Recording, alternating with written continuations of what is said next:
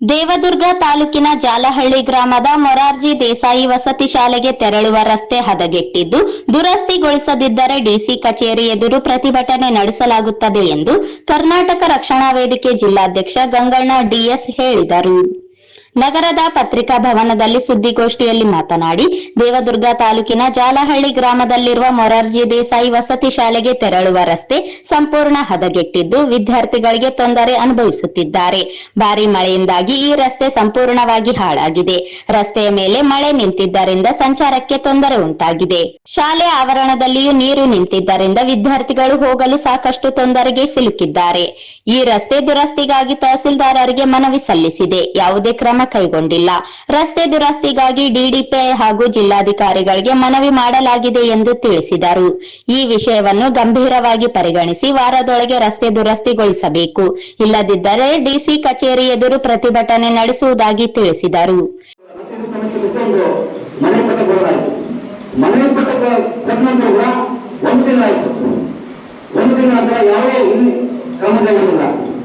ದುರಸ್ತಿ ಬಗ್ಗೆ ತಮಗೆ ಭಾವಚಿತ್ರವನ್ನು ತೋರಿಸಲು ಇಷ್ಟಪಡ್ತದೆ.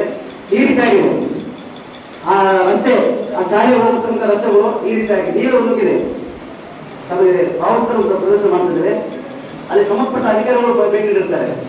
ಯಾವ ರೀತಿ ಈ ಸಮಸ್ಯೆನ ನೋಡಬೇಕಂದ್ರೆ ತಹಸೀಲ್ದಾರರು ಮತ್ತು ತಾಲೂಕು ಜಿಯವರು ಎಲ್ಲರೂ ಕೂಡ ಈ ಒಂದು ಸ್ಥಳ ವೀಕ್ಷಣೆ ಮಾಡಿರ್ತಾರೆ. ಅದರ ಬಗ್ಗೆ ತಮಗೆ ಭಾವಚಿತ್ರ ಕೊಡ್ತಾ ಇವೆ. ಒಂದು ತಿಂಗಳ ನಂತರ ಕೂಡ ಇನ್ನೂ ಸಮಸ್ಯೆ ಬಗೆಹರಿಲ್ಲ. ಯಾಕೆ ಬಗೆಹರಿಲ್ಲ? ಅಲ್ಲಿನ ವಿದ್ಯಾರ್ಥಿಗಳಿಗೆ ತುಂಬಾ ತೊಂದರೆ ಆಗ್ತದೆ. ಅಲ್ಲಿನ ರೇಷನ್ ಇರಬಹುದು, ಗ್ಯಾಸ್ ಇರಬಹುದು, ಇನ್ನಿತರ ವಸ್ತುಗಳನ್ನ ಕೊಂಡೊಯ್ಯಲಿಕ್ಕೆ ಸರಿಯಾದ ರಸ್ತೆ ಇಲ್ಲ. ಅಲ್ಲಿ ಮೂಲಭೂತ ಸೌಕರ್ಯ ಇಲ್ಲ. ಆ ಶಾಲೆಗೆ ಮೂಲಭೂತ ಸೌಕರ್ಯ ಇಲ್ಲ. ಅದರ ಬಗ್ಗೆ ನಾವು ಇಂದು ಸಂಬಂಧಪಟ್ಟ ಜಿಲ್ಲಾ ಉಪನಿರ್ದೇಶಕರಿಗೆ ಜಿಲ್ಲಾಡಳಿತದ ವತಿಯಿಂದ ಮನವಿಯನ್ನು ಕೊಡ್ತಾ ಇದ್ದೇವೆ. ಸಾಂಕೇತಿಕವಾಗಿ ಒಂದು ಮನವಿಯನ್ನು ಕೊಡ್ತಾ ಇದ್ದೇವೆ. ಒಂದು ವಾರ ಅವರಿಗೆ ಗಡುವು.